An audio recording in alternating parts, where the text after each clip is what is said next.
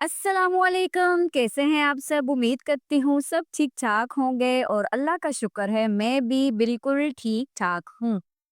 आज का vlog start हो चुका है और मैं अपने व्लॉग में आज आपसे अपनी तमाम वो बातें शेयर करूँगी जो मैंने आज की हैं और अपनी रूटीन भी शेयर करूँगी और ये भी बताऊँगी कि मैं कितनी थक चुकी हूँ अपने घर की सफाइयों के दौरान। मेरे हाथों में छोटी-छोटी जगहों पे लग के उस पे मुझे अब दर्द हो रहा है। तो मैं यही सोच रही हूँ कि यार मेहंदी लगाते वक़्त मेरे हाथों में अगर ये वाला प्रॉब्लम रहा तो मुझे दर्द होगा। तो इसके बाद मैंने सोचा हुआ था कि मैं ब्लीच वगैरह भी करूँगी, तो ख़ैर मैं हैंड पे तो वैसे भी ब्लीच अप्लाई नहीं करती, मैं सिर्फ़ फेस और नेक पे यूज़ करती हूँ। और जो बिल्कुल भी मैं अगर अपना बताऊँ तो मैं अपने पाँव और जो मेरे बाजू हैं उस पे तो मैं बिल्कुल भी ब्लीच नहीं लगाती।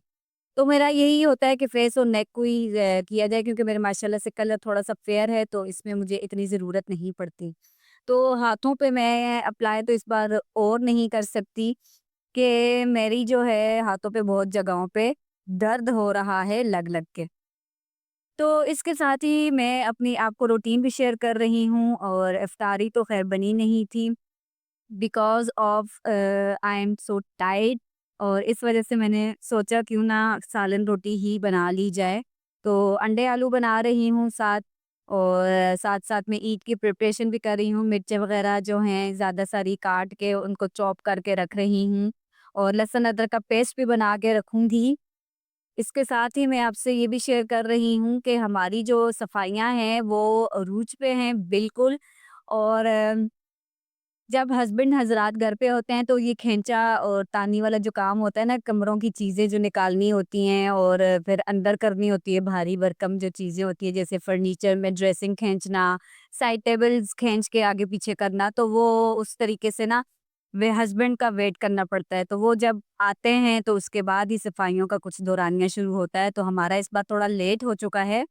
इस बार तो सारे ही काम थोड़े ख़ैर लेट ही हुए हैं। ख़ैर कोई नहीं, अब वही वाली बात है कि काम तो आराम से ही करने थे क्योंकि इतनी ज़्यादा भाग-दौड़ में ना मेरी और तबीयत ख़राब हो जाती है और मैं बहुत ज़्यादा थक जाती हूँ। तो हमारे जो हैं शामी कबाब भी रेडी होने के लिए मैंने रखे हुए हैं। मैं सोच रही थी कि इनको भी साथ ही बना कर के रख दिया जाए।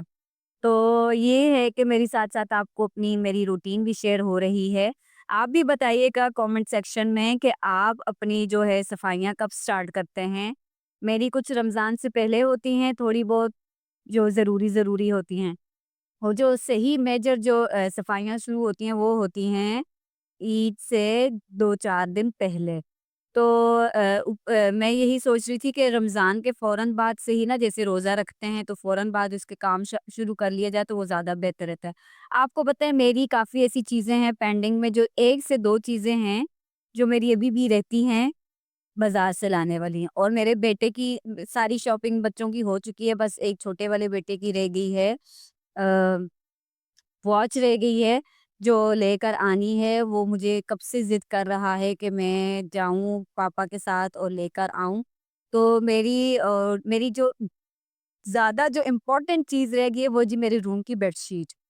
वरना बेडशीट रह जाए पहले मतलब मैं कपड़े जब अपने खरीदती हूँ, तो मैं साथ ही ले आती हूँ उसको। लेकिन इस बार कुछ ऐसा नहीं हुआ क्योंकि थोड़ा बजट भी आउट हो रहा था, तो आपको पता है पहले वो चीज़ें हमने ली जो हमें ज़्यादा ज़रूरी थी। ख़ैर ज़रूरी तो बेडशीट भी थी, लेकिन इसको भी हमने एक साइड पे रखा हुआ था। लेकिन आज जब हस्बैंड ने बोला कि चलो चलते हैं बेडशीट ले आते हैं, तो मैंने सोचा कि क्यों ना जल्दी-जल्दी से काम वगैरह करके तो सबसे पहले जाके बेडशीट ली जाए क्योंकि अगर हस्बैंड मियाँ जी के मूड चेंज हो गए तो फिर बेडशीट तो रह ही जानी है। सो इसलिए मैंने सोचा जल्दी-जल्दी से काम निपटा लिया जाए और फटाफट से लेकर आया जाए बेडशीट को। तो मैं उसी की साथ-साथ तैयारी कर रही हूँ, तो मैंने सोचा क्यों ना अपना ब्लॉग भी रेडी कर लिया जाए। मैं सोच रही थी कि रास्ते के जाने की वीडियो और जो मैं बेडशीट खरीदूँगी उसकी भी वीडियो आपसे शेयर करूँ। ख़ैर अगर वो अभी नहीं शेयर कर सकी इंशाल्लाह रमज़ान में लाज़मी मैं रमज़ान में कह रही हूँ सॉरी, ईद पे मैं आपसे लाज़मी इस बेडशीट बिछाकर आपसे बाकायदा शेयर करूँगी और आपको बताऊँगी कि मैंने बेडशीट बाय भी कर ली है और बिछा भी ली है। इंशाल्लाह ईद पे जो व्लॉग आएगा वो इंशाल्लाह बहुत ही ख़ास होने वाला है।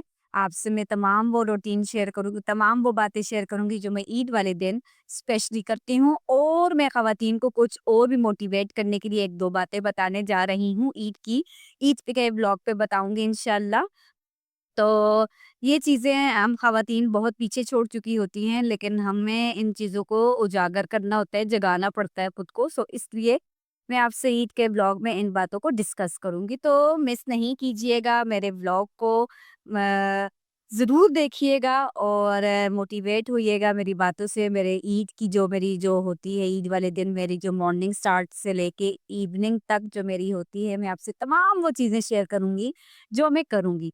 सो आज का व्लॉग उम्मीद करती हूँ आप सबको पसंद आया होगा। अगर मेरे चैनल पर न्यू है सो सब्सक्राइब करना नहीं भूलिएगा। अगर सब्सक्राइब और लाइक शेयर भी किया कीजिए, ताकि और लोगों को भी मोटिवेशनल बातें सुनने को मिलें और वो भी कुछ सीखें, और आप अपनी भी बातें कुछ मुझसे शेयर किया करें, ताकि मैं भी आपकी बातों से कुछ मोटिवेट हो सकूं। सो इसके साथ ही मैं अपने व्लॉग में आपसे एक और भी बात शेयर करने जा रही हूँ। ये मैंने रायता बनाया है। अ, रायता मैंने बनाया था, बिरयानी आई थी, इफ्तारी 1-2 घरों से आई थी, तो उनके घर से बिरयानी आई थी। तो मैं उस दिन इसको मैं अपने व्लॉग में नहीं ले सकी, आई डोंट नो कैसे स्किप होगी मुझसे ये वीडियो, तो मैं उसके लिए ये रायता बना रही हूँ। क्योंकि आपको पता है 27वीं के दिन माशाल्लाह से काफ़ी घरों से बिरयानी ही आती है।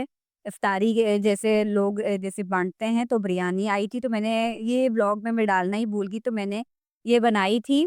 रायता बनाया था, जो मैंने सोचा क्यों ना इस व्लॉग में इसको ऐड कर दिया जाए और आपको बताया भी जाए कि मैंने ये उस दिन नहीं शेयर किया था, डाल सकी मैं, तो आज मैं अपने व्लॉग में इसको ऐड कर रही हूँ। तो हमारे इधर तो भई दही घर में हम बनाते हैं, तो लेकिन इस बार आज जो है वो देर हो चुकी थी, दही ज की झाग लगाने में। सो इसलिए अभी दही नहीं अच्छे तरीके से जमा था, तो मैंने अपने हस्बैंड से बाहर से मँगवा लिया था। तो मैंने कहा बाहर से ही ले आएँ, ताकि ज़्यादा मीठा-मीठा भी ये है कि मिल जाता है यहाँ से ईज़िली, और यहाँ का दही तो मुझे वैसे ही बहुत पसंद है। तो मैं तो अपनी सारी रूटीन्स, अपनी सारी बातें, अपनी सारी वो जो बातें होती हैं जो मैं डेली रूटीन में कर रही होती हूँ, आपसे शेयर करती हूँ। मेरी ईद की रूटीन भी इंशाल्लाह मैं आपको शेयर करूँगी, और जो है आप भी मुझे बताइएगा कि आपका ईद का दिन कैसे स्टार्ट होता है, किन बातों से स्टार्ट होता है? कैसे आप लोग ईद मिलते हैं, कितनी ईदी मिलती है किसको? मेरी तो इस बार भई सोच रही हूँ कि मैं अच्छी-सी अच्छी ईदी लेने की, क्योंकि हस्बैंड जो हैं हर बार थोड़ी कंजूसी कर लेते हैं, तो इस बार मैं सोच रही हूँ अच्छी-सी थोड़ी ज़्यादा ईदी मिलनी चाहिए, क्योंकि बहुत मेहनत की है भई। तो इस रमज़ान की तो मैंने आपसे सारी वो रूटीन शेयर की हैं जो मैं डेली बेसिस पे करती थी, और मोटिवेट भी होती रहती हूँ आपके सब्सक्राइब करने पे, और मैं खुश होती हूँ कि मेरी जो यूट्यूब फैमिली है मुझे कितना लाइक करती है। और आज का व्लॉग तो मैं आपको इतना इधर से ही मतलब आज का व्लॉग जो है वो लास्ट है रमज़ान का। इसके बाद जो व्लॉग आएगा वो आएगा इंशाल्लाह ताला ईद पे। सो ईद का व्लॉग नहीं स्किप कीजिएगा। सारी बातें, सारे ड्रेसेस बच्चों समेत मैं अपने हस्बैंड की मतलब सबकी मैं आपको ड्रेसिंग वगैरह जो है शेयर करने वाली हूँ। सो स्किप नहीं कीजिएगा। इसके साथ ही मुझे दीजिए इजाज़त। आई होप सो कि आपको मेरा ब्लॉग पसंद आया होगा। अगर पसंद आया है तो सब्सक्राइब, लाइक करना नहीं भूलिएगा, और अपने फ्रेंड्स एंड फैमिली को भी मेरे वीडियोस, ब्लॉग्स शेयर किया कीजिए। सो इसके साथ ही मुझे दीजिए इजाज़त। मिलते हैं ईद के ब्लॉग पे, स्पेशल ब्लॉग में।